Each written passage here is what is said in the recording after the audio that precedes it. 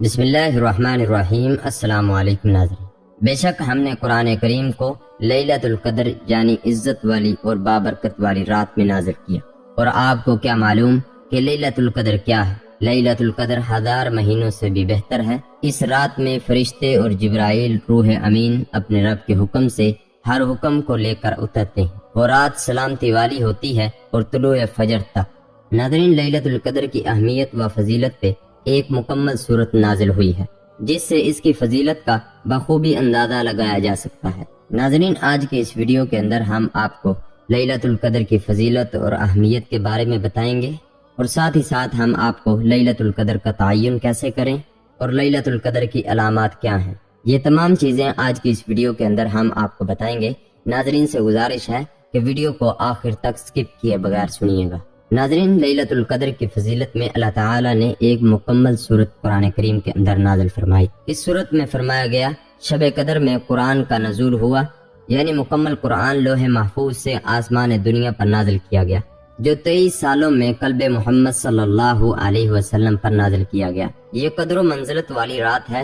قدر کی تفصیل اللہ نے 1000 مہینوں سے بیان کی، جو مبالغے پر دلالت کرتا ہے، یعنی یہ رات 1000 مہینوں سے بہتر ہے۔ اس قدر عظیم رات ہے کہ اس میں فرشتے بالخصوص جبرائیل علیہ السلام کا نزول ہوتا ہے۔ وہ ان کاموں کو سر انجام دینے جن کا فیصلہ اللہ تعالیٰ اس سال کے لیے کرتا ہے۔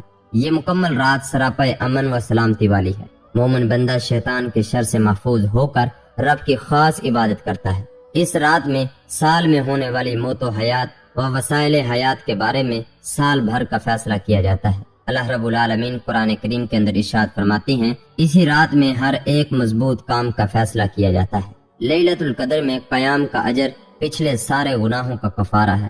رسول اللہ صلی اللہ علیہ وسلم کی حدیث ہے، جو لیلۃ القدر میں ایمان و احتساب کے ساتھ قیام کرے، اس کے سابقہ تمام گناہ معاف کر دیے جاتے ہیں۔ لیلۃ القدر کی فضیلت سے محروم ہونے والا ہر قسم کی بھلائی سے محروم ہے۔ رسول اللہ صلی اللہ علیہ وسلم نے ارشاد فرمایا، ایک مرتبہ رمضان مبارک کا مہینہ آیا تو نبی صلی اللہ علیہ وسلم نے فرمایا، تمہارے اوپر ایک مہینہ آیا ہے جس میں ایک رات ہے جو 1000 مہینوں سے افضل ہے۔ ناظرین، لیلۃ القدر کے تعین کے سلسلے میں علماء کے مختلف اقوال ملتے ہیں، مگر راجح قول یہ ہے کہ لیلۃ القدر کے آخری عشرے کی طاق راتوں میں 21ویں، 23ویں، 25ویں، 27ویں، 29ویں میں کوئی ایک ہے۔ اس کی دلیل نبی صلی اللہ علیہ وسلم کا فرمان ہے، صحیح البخاری کی حدیث ہے، لیلۃ القدر کو رمضان کے آخری عشرے کی طاق راتوں میں تلاش کرو۔ ناظرین، کیا 27ویں کی رات لیلۃ القدر کی رات ہے؟ بعض لوگوں نے 27ویں کی رات کو لیلۃ القدر قرار دیا ہے، جو صحیح نہیں ہے۔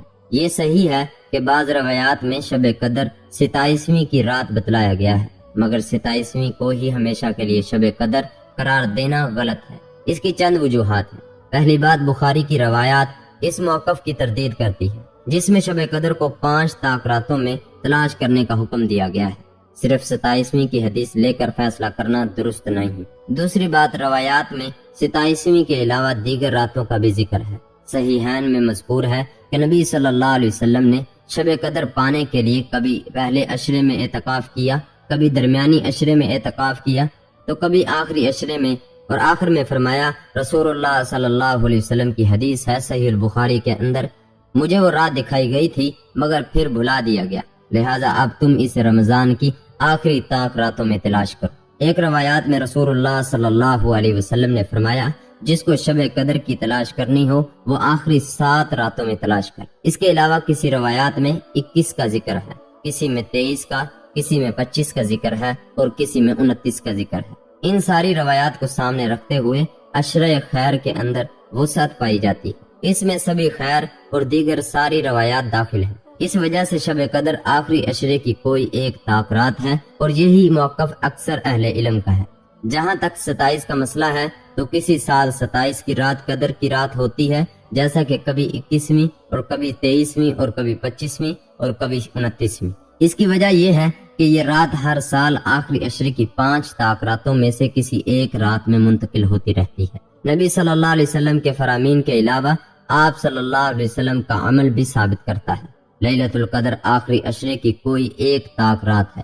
ماں جی عائشہ صدیقہ رضی اللہ تعالی عنہ فرماتی ہیں کہ رسول اللہ صلی اللہ علیہ وسلم جب آخری 10 دنوں میں داخل ہوتے تو عبادت کے لیے کمر کس لیتے، خود بھی شب بیداری کرتے اور گھر والوں کو بھی جگاتے۔ ناظرین، لیلۃ القدر کی علامات۔ احادیث میں اس شب کی چند نشانیاں ملتی۔ صبح کے سورج میں شعاعیں نہیں ہوتی۔ رسول اللہ صلی اللہ علیہ وسلم کی حدیث ہے، وہ لیلۃ القدر 27ویں رات ہے اور اس کی نشانی یہ ہے کہ اس کی صبح میں جب سورج طلوع ہوتا ہے تو سفید ہوتا ہے، اس کی کوئی شعاع نہیں ہوتی۔ لیلۃ القدر معتدل ہوتی ہے۔ رسول اللہ صلی اللہ علیہ وسلم کی حدیث ہے، قدر کی رات نرم والی معتدل ہے، نہ گرم نہ ٹھنڈی۔ اس رات کی صبح سورج کی روشنی کمزور اور سرخی مائل ہوتی ہے، کبھی بارش بھی ہو سکتی ہے۔ نبی صلی اللہ علیہ وسلم کی حدیث ہے، میں نے خواب میں دیکھا ہے کہ اس رات مٹی اور پانی میں سجدہ کر رہا ہوں۔ ناظرین، علامات سے متعلق لوگوں میں کچھ غلط باتیں مشہور ہیں۔ مثلا اس رات کتے بھونکتے ہیں، گدھے کم بولتے ہیں، سمندر کا کھارا پانی بھی بیٹھ جاتا ہے، درخت زمین کو سجدہ کرتے ہیں پھر اپنی جگہ لوٹ جاتے ہیں، ہر جگہ روشنی ہی روشنی ہوتی ہے، اس دن شیطان سورج کے ساتھ نہیں نکل سکتا، وغیرہ وغیرہ۔ ناظرین، یہ تمام چیزیں غلط ہیں۔ ناظرین، لیلۃ القدر میں ہم کیا کریں؟ حدیث میں لیلۃ القدر کے حصول کے بارے میں نبی کریم صلی اللہ علیہ وسلم سے ملتا ہے کہ ماں جی عائشہ صدیقہ رضی اللہ تعالی عنہ فرماتی ہیں کہ آپ صلی اللہ علیہ وسلم جب آخری 10 دنوں میں داخل ہوتے تو آپ عبادت کے لیے کمر کس لیتے، خود بھی شب بیداری کرتے اور اپنے گھر والوں کو بھی جگاتے۔ کمر کس لیتے یعنی عبادت کے لیے تیز ہو جاتے۔ عورتوں سے کنارہ کشی کے بھی معنی آئے ہیں۔ دوسرا، شب بیداری کرتے، رات میں عبادت کے لیے خود کو بیدار رکھتے، اپنے اہل و عیال کو بھی جگاتے، کیونکہ یہ رات بہت ہی اہم ہے۔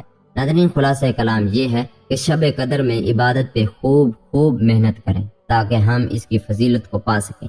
جیسے کہ نبی کریم صلی اللہ علیہ وسلم نے ارشاد فرمایا، جو لیلۃ القدر میں ایمان و احتساب کے ساتھ قیام کرے، اس کے سابقہ تمام گناہ معاف کر دیے جاتے ہیں۔ قیام کے ساتھ ساتھ ذکر، دعا، تلاوت، مناجات سے اس رات کو مزین کریں۔ اس رات کی ایک خصوصی دعا ہے جو نبی کریم صلی اللہ علیہ وسلم نے اپنی امت کو سکھائی ہے۔ ماں جی عائشہ صدیقہ رضی اللہ تعالی عنہ فرماتی ہیں، انہوں نے نبی کریم صلی اللہ علیہ وسلم سے دریافت کیا کہ اگر مجھے شب قدر مل جائے تو میں کون سی دعا پڑھوں؟ آپ صلی اللہ علیہ وسلم نے فرمایا، تم پڑھو، اللہم انک عفو تحب العفو فاعف عنی۔ اے اللہ، تو معاف کرنے والا ہے، معافی کو پسند کرتا ہے، لہٰذا تو مجھے معاف کر دے۔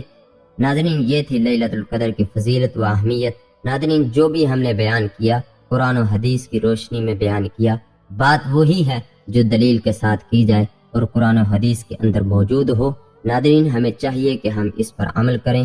ناظرین، اگر یہ ویڈیو پسند آئے، ویڈیو کو لائک کریں، شیئر کریں، کمنٹ کریں۔ اگر ابھی تک آپ نے ہمارا چینل سبسکرائب نہیں کیا، چینل کو سبسکرائب کریں۔ پھر ملتے ہیں اگلی ویڈیو کے اندر۔ اپنا خیال رکھیں۔ السلام علیکم۔